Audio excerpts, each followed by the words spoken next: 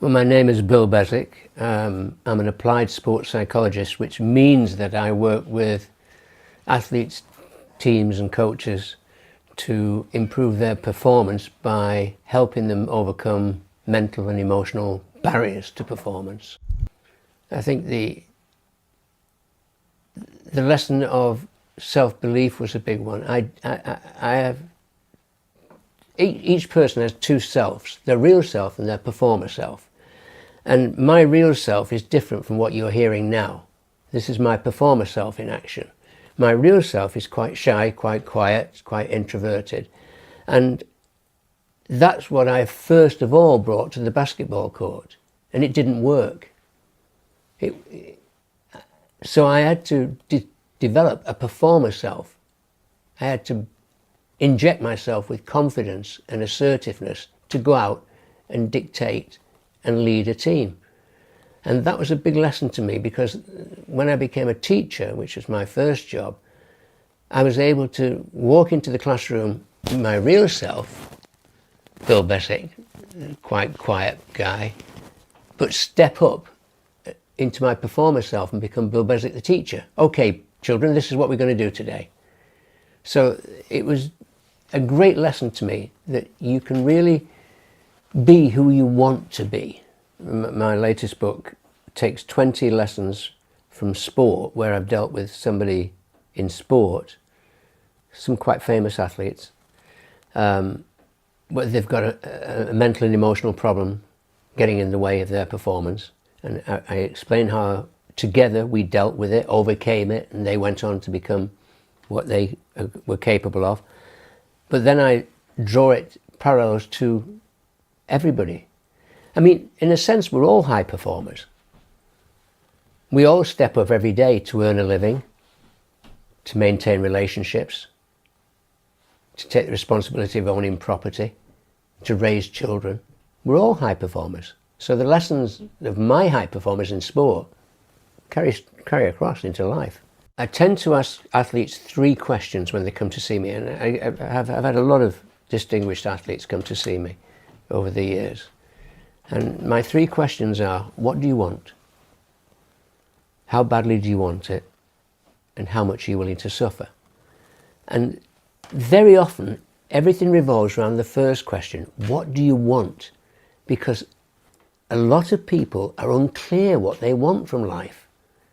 They don't sit down and think through. We are writing our own life story every day, and yet we don't think about it.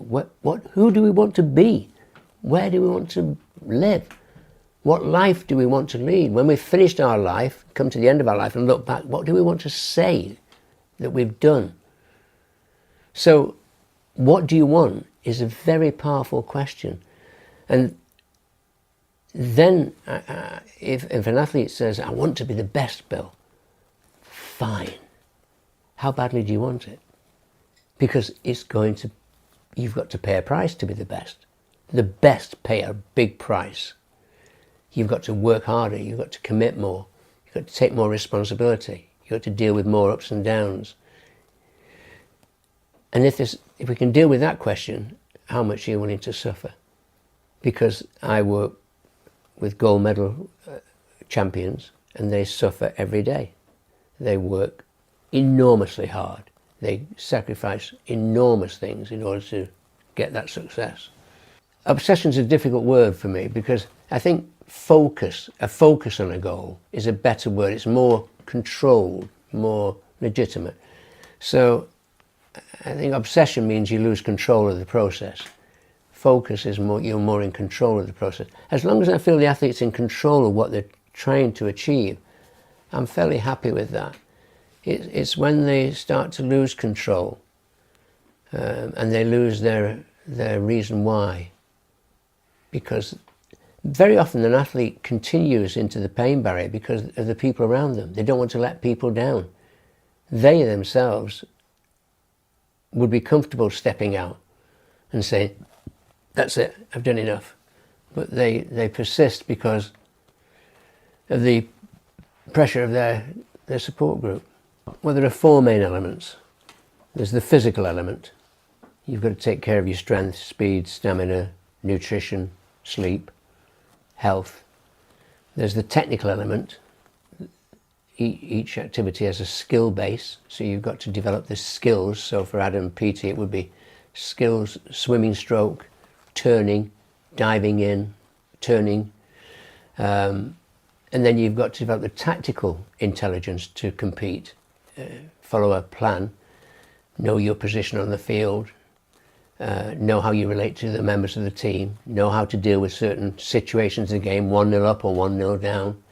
And then there's the mental element. That's building the confidence and belief that you are a champion, that you can do this. So it's that that change from being in the dressing room, the comfort zone, to being in the tunnel before a big game, breathing in, to going on the field and believing and having the confidence to do what you do well.